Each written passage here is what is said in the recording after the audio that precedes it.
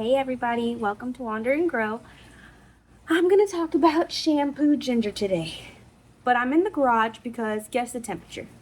I'm sweating and I haven't moved in like 15 minutes and it's like 97 degrees, not a cloud in the sky, boiling outside. So we're in the garage. I dug my shampoo ginger up from my outdoors because if I'm being completely honest, I ordered some online.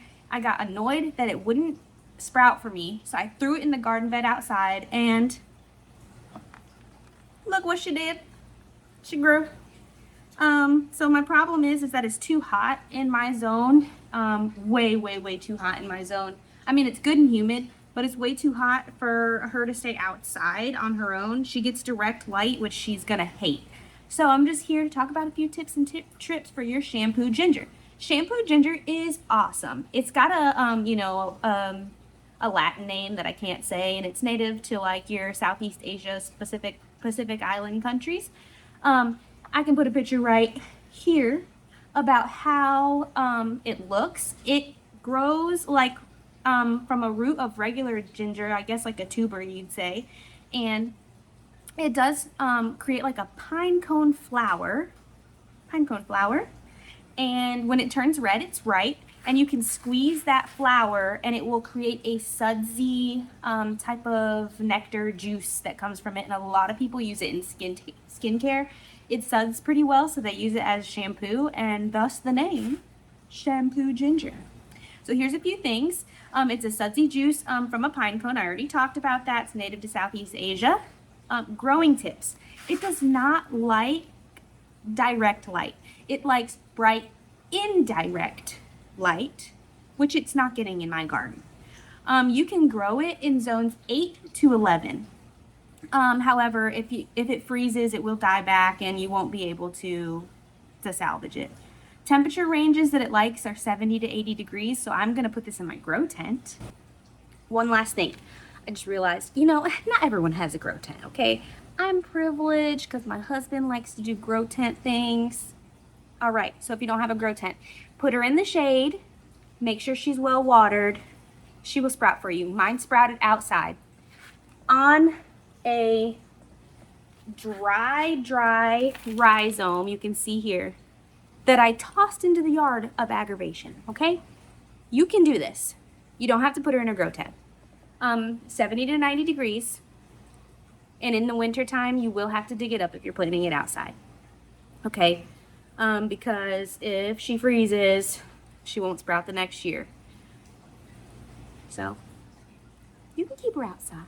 You can do it. It's gonna be fine. Or put her in your grow tent and make it easy on you. Either way, I hope you can harvest your own shampoo ginger. Bye. And it likes moist, consistently damp soil. So that's another problem in my zone is if it's outside, the soil's getting super dry, like a lot. So I'm gonna keep it in the grow tent, better control my temperature and better control my moisture of the soil. It does like rich, loomy soil, so I think that's why it's did well in my soil because of the sandy. So the loomy part is the sandy soil that it likes. And it also likes a well-balanced fertilizer every 4 to 6 weeks. So like a 10-10-10 or a compost tea, something like that will help her out a lot. The growth cycle, obviously, she sprouts in the spring. She creates a stem from the tuber-like, and then the tubers kind of grow horizontally. It doesn't get very deep, so that's why I kind of chose a pot that's bigger around and not so deep.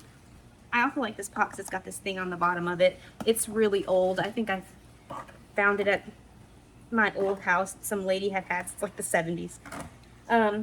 But here it is. I dug it up and you can tell that it's really flat. Not very, not so much of a root ball that it has on her.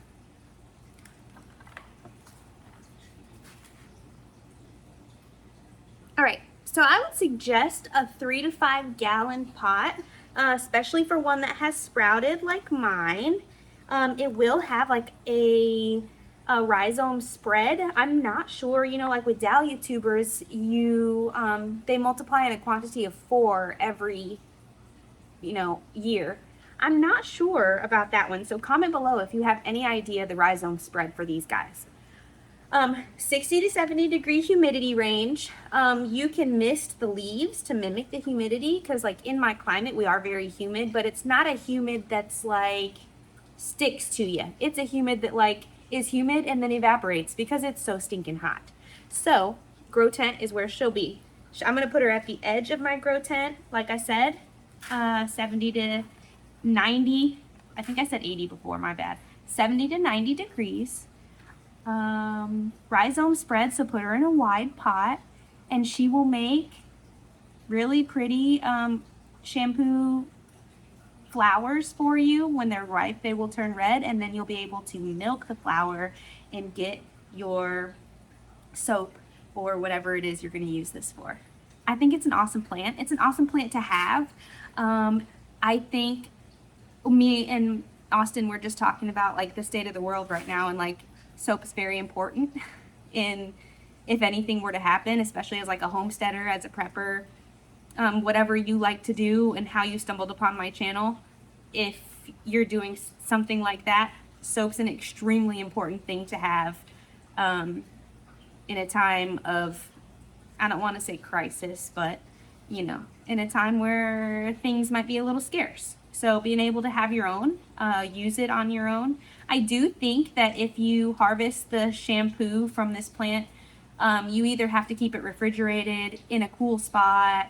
I haven't done any research on pressure canning it, but I think that would be interesting to find out. So I might do that research and comment below on my own video. So I'll let you guys know. But that's it. Shampoo Ginger, what she likes, how to treat her right, and her uses. Thanks, guys. See you in the next one.